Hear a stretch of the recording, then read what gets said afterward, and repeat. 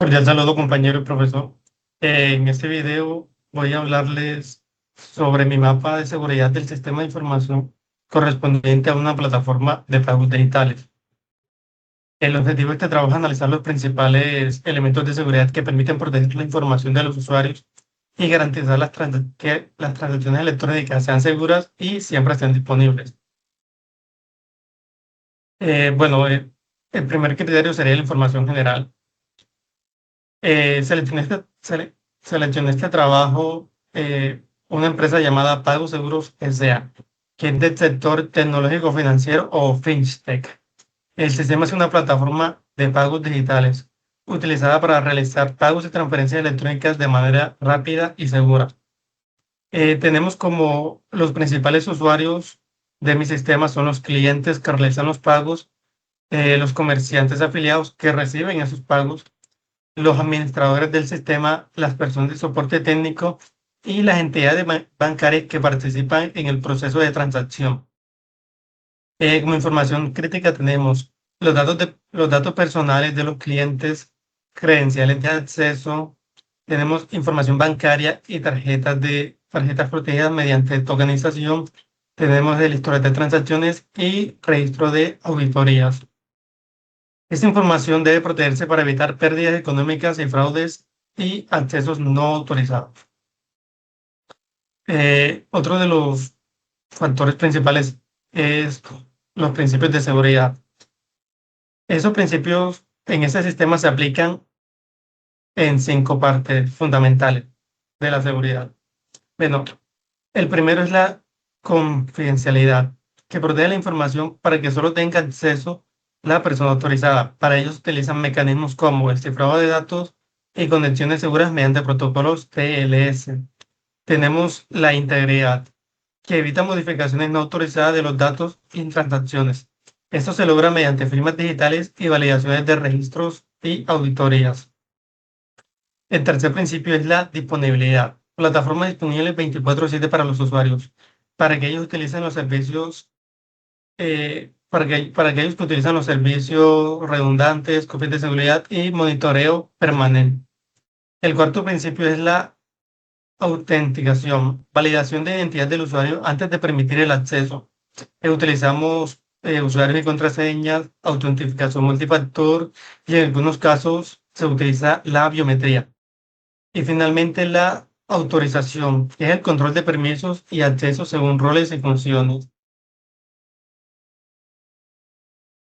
Otro de los puntos claves es la defensa en profundidad. La estrategia de defensa en profundidad consiste en proteger el sistema mediante varias capas de seguridad. La primera capa corresponde a las personas, donde se realizan capacitaciones en ciberseguridad, concientización sobre el phishing y buenas prácticas y políticas de contraseñas seguras.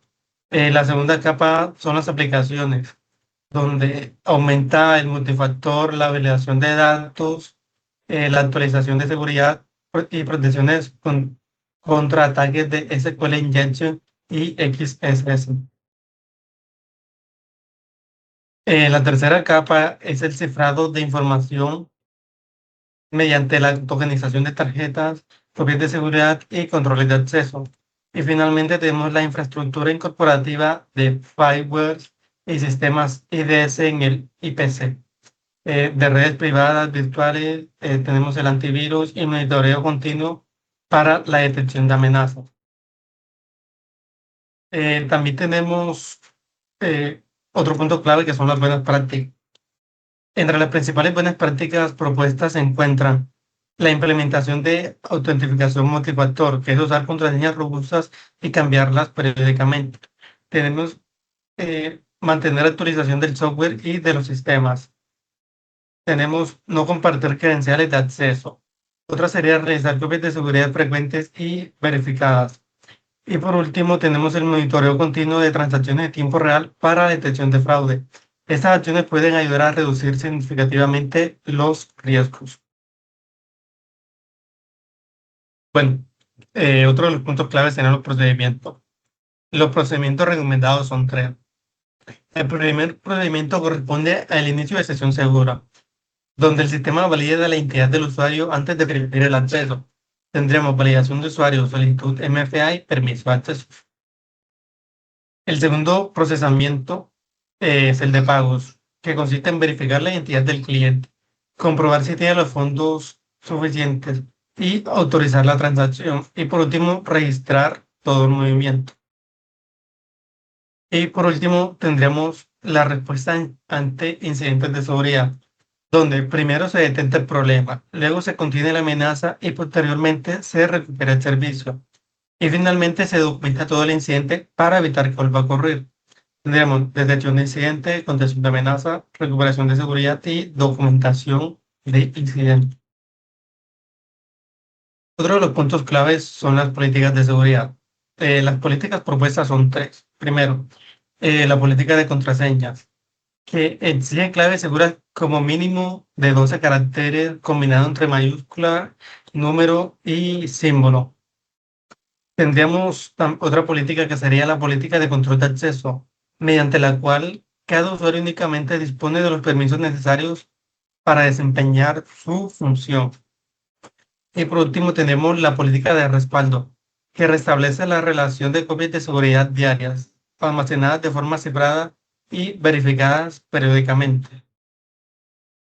Bueno, y por último tenemos las conclusiones. Como conclusión tenemos que una plataforma de pagos digitales debe implementar diferentes controles de seguridad para proteger la información tanto de las transacciones como de sus usuarios. También tenemos que la combinación de principios de seguridad, defensa en profundidad, buenas prácticas, procedimientos y políticas permiten reducir los riesgos de ataques informáticos y generar confianza en los clientes, comercios y entidades financieras. Por último, tenemos el flujo general de seguridad, que tendremos usuario, autentificación, autorización, acceso al sistema, uso seguro, monitoreo y respaldo. Bueno, eso sería todo. Muchas gracias por su atención.